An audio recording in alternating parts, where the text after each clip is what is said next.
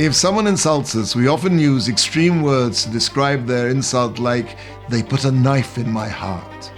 Really?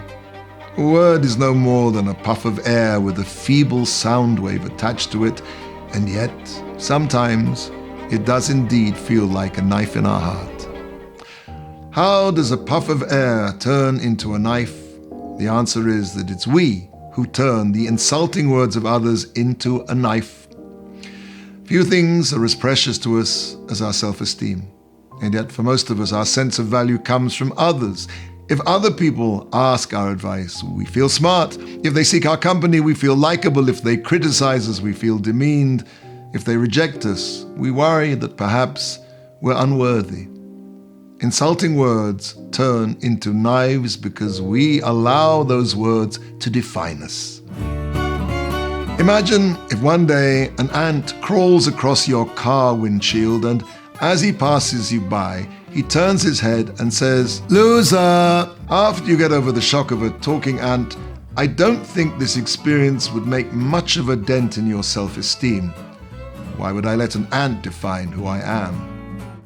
Many feuds that end a perfectly good relationship are triggered by one single insult. An insult says more about the person who said it than the person it's said about. Either the insulter is frustrated or thoughtless or never learned the destructive power of words. All of this is their responsibility to fix, but for us, if we want to live in peace with ourselves, we need to stop the insult in its tracks on its way towards us. We need to tell ourselves that we will not be defined by another person's communication or insensitivity challenges. But here's the thing, and it's magical. If we don't breathe life into words of insult, they can slide by us as the puffs of air that they really are. We can remember the lesson of the ant.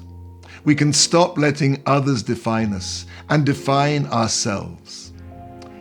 Today's challenge: when someone says something you find hurtful, say to yourself, "Your words don't define me, but my reaction to your words